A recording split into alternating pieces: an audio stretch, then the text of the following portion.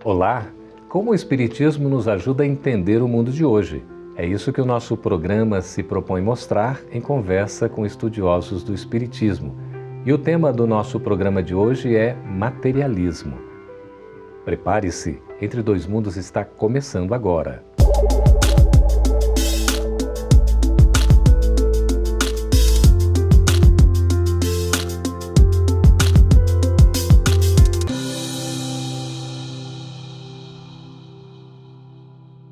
A nossa sociedade atual valoriza muito essa questão do ter, do possuir. Por detrás destas intenções e propósitos, sem dúvida, há o materialismo. E é um assunto que a gente precisa tratar, porque até de maneira meio que subliminar, o materialismo vai atuando em nossas vidas e a gente nem se dá conta. Não é assim, Max? Seja bem-vindo aqui ao nosso programa. Max, trabalhador do Espiritismo. Muito obrigado, Geraldo. Com certeza, né? Esse materialismo foi, vamos dizer assim, a base para o surgimento do Espiritismo, porque ele vinha combater exatamente esse lado que afasta a criatura de Deus, da sua essência, né? Muito Inclusive, interessante. Kardec, logo ao publicar a primeira obra, o Livro dos Espíritos, já no primeiro parágrafo, faz questão de citar isso, né? Eu tomo a liberdade, se me permite, Geraldo, de ler a frase que ele mesmo coloca. Ele diz assim: com efeito, o espiritualismo é o oposto do materialismo. Quem quer que acredite ter em si alguma coisa além da matéria é por isso espiritualista. E o espiritismo é uma das doutrinas espiritualistas, né? E nós, os espíritas, sabemos que a essência, o ser, é o que permanece. O ter é passageiro, a experiência é necessário para o progresso do espírito, né? Pois é. Estamos recebendo aqui também Antônio Júnior. Seja muito bem-vindo. Uma satisfação recebê-lo uma vez mais no Entre Dois Mundos. Muito obrigado. Sempre um prazer estar aqui. Sempre essa questão do que o Max está levantando aqui, tomando já como base, não é, o Livro dos Espíritos, né, Max? Isso. A citação de Kardec, muito importante. Mas nós vemos na cultura, Max, uma cultura materialista, não? Essa valorização toda do ter, do possuir, a riqueza, isso não é uma completa inversão de valores diante do que a gente precisa como necessidade espiritual? A gente vive numa sociedade capitalista, onde o enfoque é a aquisição, a produção, a aquisição e o ajuntamento de riqueza, né? E trazendo para um aspecto micro, para o indivíduo, o desenvolvimento desse próprio sistema capitalista depende de um indivíduo que consuma, que compre, e dentro desse contexto também influenciado pelo marketing, pela publicidade, naturalmente ele quer adquirir, ele quer comprar, ele quer ter, porque isso traz status dentro dessa sociedade. Mas naturalmente isso entra em contradição com o que a gente estuda aqui na doutrina espírita, né? Somos espíritos em processo de desmaterialização, em desenvolvimento, em progresso. A gente precisa se afastar desse viés material para conseguir desenvolver. Mas, ao mesmo tempo, a gente está num mundo em que esse chamamento é muito grande. É muito grande. E a gente tem dificuldade, Max, em conciliar, digamos assim, o cuidar do corpo e o cuidar do espírito? Temos, porque a nossa realidade espiritual, no mundo de expiações e prova, iniciando a regeneração agora, ainda é muito forte. O nosso primitivismo, os nossos atavismos são muito poderosos dentro de nós. E ter império sobre si mesmo para saber discernir o que convém do que não convém, ainda é uma tarefa ingente que ainda não damos conta de fazer. Por isso nós precisamos de amparo, precisamos de ajuda. Nós não podemos esquecer que esse assunto do materialismo ele é muito anterior à sociedade atual. Jesus, o maior mestre de todos os mestres que a Terra conheceu, terá dito: por que andais preocupado com o que vão comer, com o que vão beber, onde vão dormir? O Pai Celestial sabe de tudo isso que precisais. Olhai os pássaros do céu, eles não plantam, eles não colhem, eles não ceifam, eles não ajuntam em celeiros, e o Pai Celestial os alimenta. Não valeis vós mais do que eles? Então, esse é um ponto fundamental, que lá daquela época nós somos alertados para o ser e não para o ter. O ter é meio, o ser é o fim. Interessante isso. Naturalmente, Jesus não estava também dizendo que nós fôssemos imprevidentes, né, Max e Júnior? Né? Porque não vamos então nos preocupar e a gente não faz nada nesse sentido, né? Jesus jamais estaria pregando uma irresponsabilidade, né? Nós temos o nosso compromisso com a Previdência também, não é assim? Naturalmente, nós vivemos num mundo material E, como tal, também temos uma vida material que é inerente à nossa encarnação aqui nesse planeta. Mas, dentro daquilo que a gente já vem conversando, é dentro de um equilíbrio. Eu acho que a palavra que vai nos lastrear sempre, em diversos assuntos, é sempre o equilíbrio que o espírito tem que ter. Então, a matéria necessária à vida espiritual, à vida do espírito encarnado na Terra. Quer dizer, um uso sem abuso. Sem abuso. Sem passar dos limites. Ô Max, o materialismo seria uma porta aberta, assim, para o egoísmo? Para o egoísmo e para o orgulho. O ter te coloca em evidência.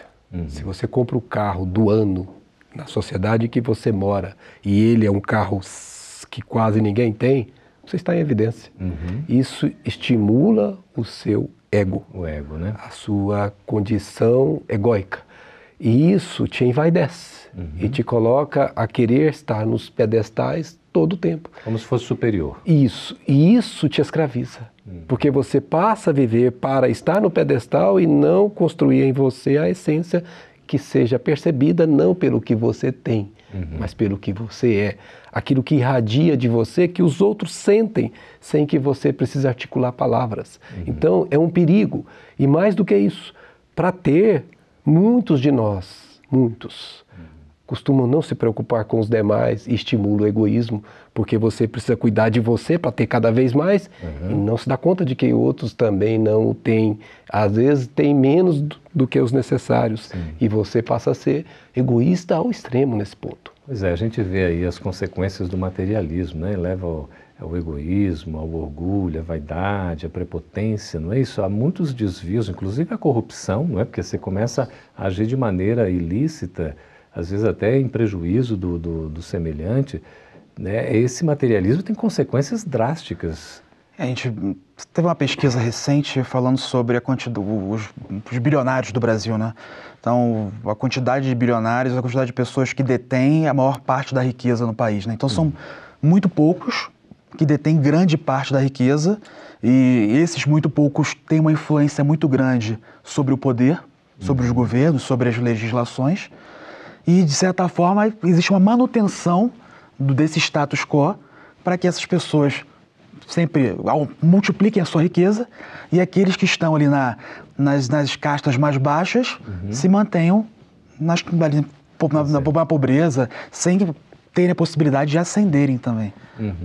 E é uma realidade que a gente vive, né? E é por isso que os espíritos nos disseram que a prova da riqueza é uma prova muito perigosa, muito traiçoeira, porque o ter não tem sem razão, não tem nada de errado em ter coisas.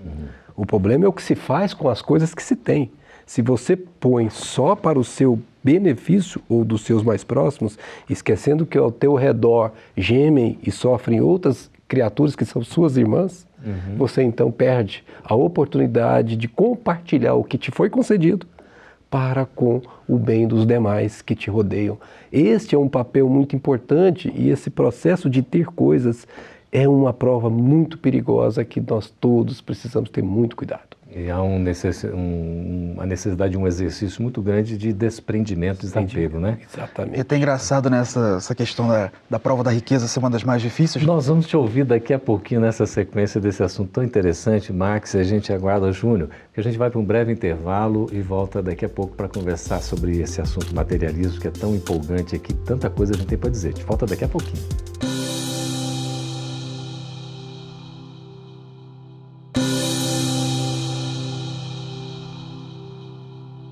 Estamos de volta com Entre Dois Mundos, conversando a respeito de materialismo.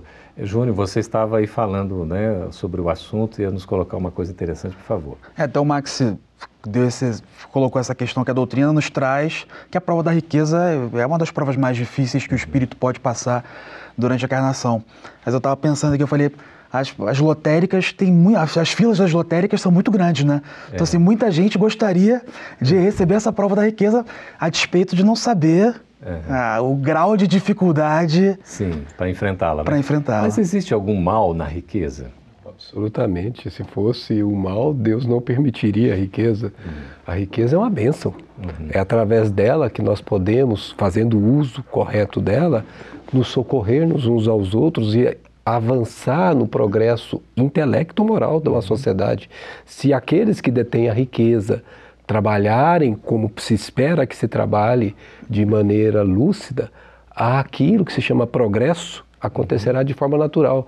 Façamos uma comparação com o sangue.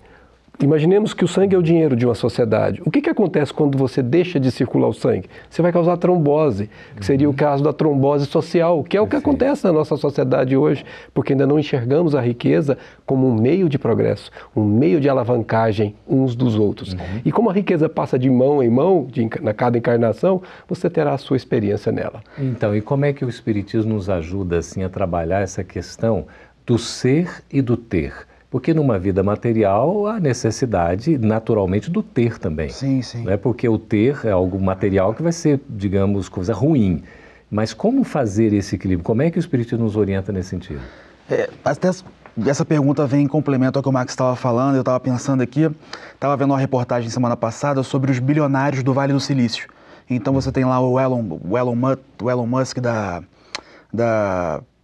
Tesla, tem o presidente da Amazon, são os bilionários da internet, né, da tecnologia.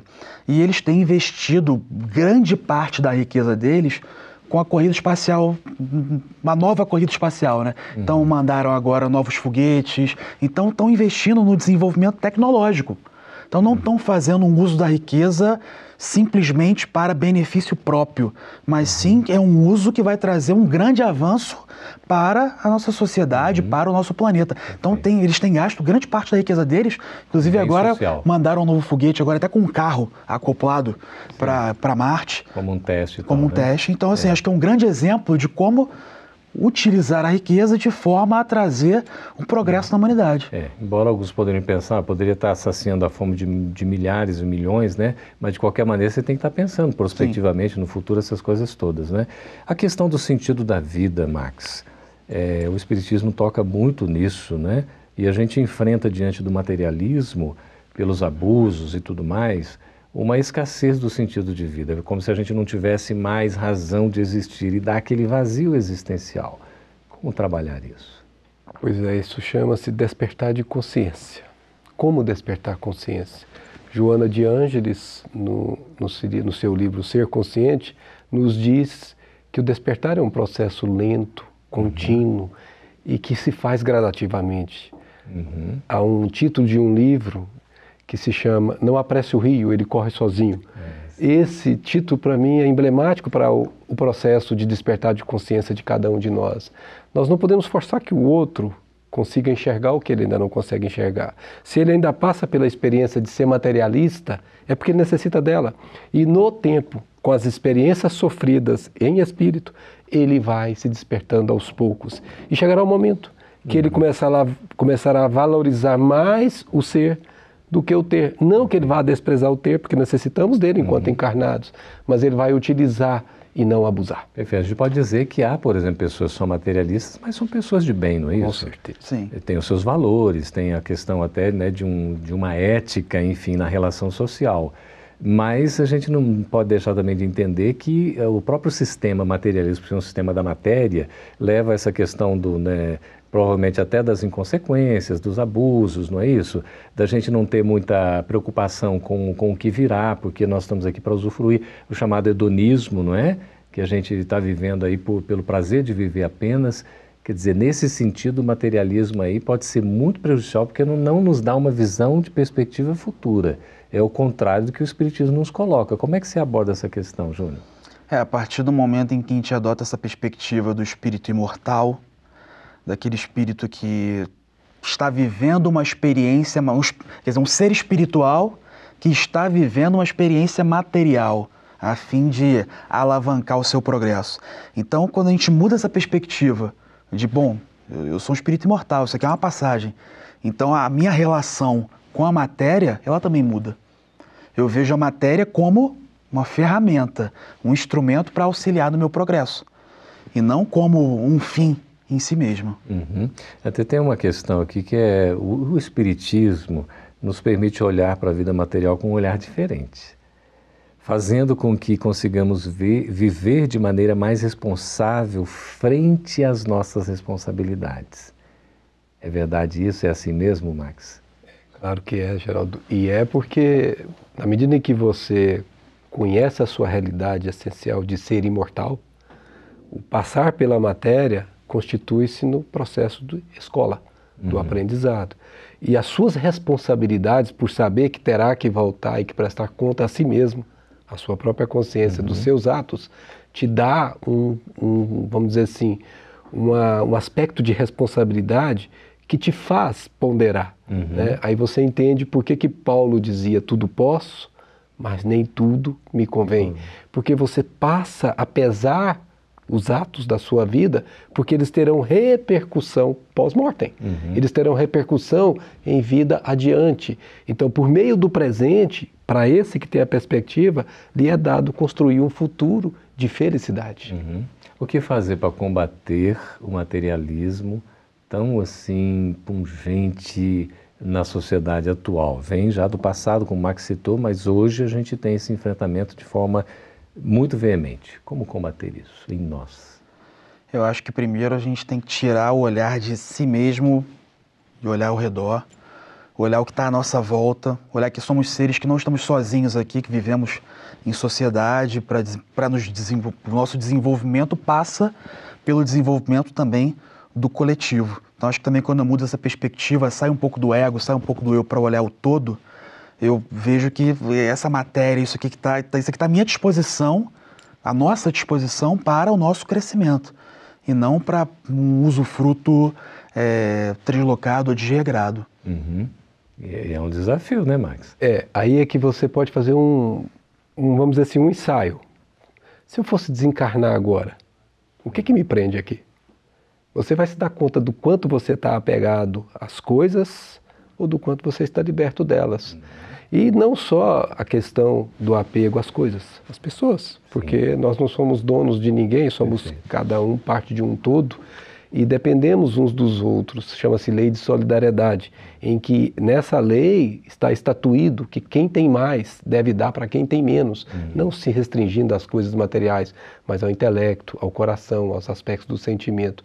Então é um exercício diário, como disse o Antônio Júnior, que nós temos que fazer intimamente para ficar livre desse processo, e soltando, desapegando aos poucos, que não é fácil para muita gente, mas se ele começar a exercitar, vendo a realidade futura como sendo a sua base... É possível. É possível. Max, Júnior, nós vamos continuar com você daqui a pouco também, porque já vamos chamar o nosso próximo intervalo, já voltar para o último bloco, já respondendo as suas perguntas. A gente volta daqui a pouquinho.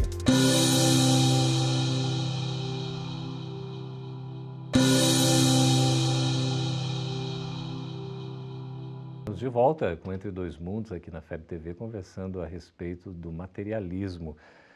Você estava falando, né, Antônio Júnior, acerca de um assunto que eu vou fazer aqui, pedir a sua permissão para a gente engatilhar com a pergunta que você já vai na resposta e agregando valor aí à contribuição do Max também. Flávia Moura, de São José dos Campos, em São Paulo. Sou professora e observo muitos jovens optando pela profissão somente pelo retorno financeiro que essa escolha lhes trarão. Por isso, o que mais tem são meninos e meninas querendo cursar medicina, aqui no nosso caso no Brasil, né? Sem mesmo refletir em qual área realmente gostariam de fazer. Eu falo e deixo um recado aos pais para olharem seus filhos neste momento da vida deles, para a escolha de uma vida não estar ligada tão somente à questão material. Eu acho que é natural também dos pais, de certa forma, pensarem na sobrevivência dos filhos pós a passagem deles pela Terra, né? Então, o pai sempre pensa, meu filho tem que ter um emprego que ele possa se sustentar, em que ele possa, enfim, ter suas próprias aquisições. Os pais orientam nesse sentido, eu acho que também é importante essa orientação, mas também é importante que os pais orientem no sentido de que os filhos possam adotar uma profissão, uma carreira que também lhes dê satisfação. Né, então tem que ter esse equilíbrio entre a sua capacidade de se sustentar e também a satisfação na vida profissional. Perfeito. Porque, sobretudo, a profissão tem a questão de ser útil, não é, Max? A essência dela, o ganho é consequência. Se você faz o que gosta, naturalmente você vai se beneficiar com os recursos financeiros necessários para a sua subsistência. O grande problema é esse tal de status quo que nós temos, em que as pessoas buscam se colocar no topo dele. E aí é como dissemos antes, ela passa a viver para ele e ele, não ele para ela. Então isso é grave. Então os pais deveriam, como pai eu faço isso aí na minha casa, orientar os filhos para fazerem o que gostam. Seja esse um meio que vai lhe dar muito pecúlio ou não. Porque o objetivo é ele estar feliz com o que está fazendo e, como você disse, sendo útil ao mundo, sabendo que o que você faz deixa o bem atrás de você. Perfeito. Michel Ramos, de São Paulo, pergunta quais as consequências que sofrerão os materialistas depois da morte. Pois é, no livro O Céu e o Inferno, Allan Kardec tem na sua segunda parte um conjunto de 65 entrevistas com desencarnados. E ele trará uma entrevista particular com um desencarnado que era materialista até o último extremo. E aí é feita uma pergunta para o espírito que era o responsável por essa entrevista no plano espiritual, se ele permaneceria materialista até do lado de lá. E ele disse que não, porque ele permaneceria firme nas ideias até o momento que ele perceber que ele está fazendo a transição. Daí ele cairia em si, percebendo que o corpo ficaria, mas ele prosseguiria.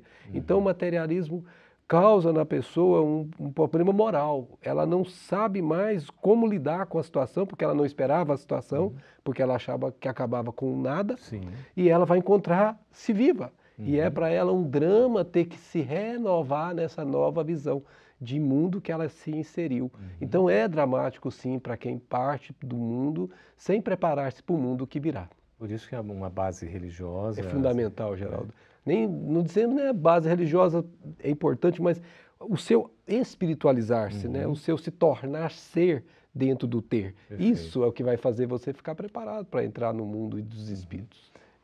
Júnior, nós temos aqui Antonieta Marins, de Vitória, Espírito Santo, com um depoimento e uma pergunta muito interessante. Ela diz assim: eu me considero materialista do ponto de vista que gosto de comprar muitas coisas para mim. Por isso, como faço para não gostar mais destas coisas e não ser uma pessoa assim? Quero dizer, por onde começo minha mudança? Acho que cabe ressaltar primeiro que o consumo em si não é um pecado, né? O consumo em si é inerente à nossa encarnação. Agora, eu proponho para a Antonieta o seguinte exercício. Bom, você gosta de comprar? Gosta de comprar uma roupa, gosta de comprar, enfim, um eletrodoméstico. Então, veja aqueles itens que você tem em casa que você não faz mais uso e doe esses itens para quem necessita. Será que realmente eu preciso adquirir determinado item? Será que eu preciso de 10 pares de sapato? Será que eu preciso de 3? Então, sempre tentar realizar uma reflexão sobre aquela aquisição. Ela é necessária? Eu realmente preciso disso? E se sim, olha aqueles itens que você tem mais antigos, aqueles que você não usa mais, e tenta disponibilizar para pessoas que precisem. É um bom exercício, né, Max? De desapego, desprendimento. E quando ela fizer isso que o Antônio recomendou como sugestão, ela irá perceber que o mesmo gozo que ela sente em poder comprar, ela vai sentir muito maior em poder doar. Porque dando, ela sente um prazer que não se recebe quando se compra para si, porque você doa de si. Isso é um bem inalienável que ela vai possuir. É tão interessante, né? Porque a gente associa uma coisa à outra, então. Não é só eu ter cada vez mais, possuir, mas eu também estou compartilhando.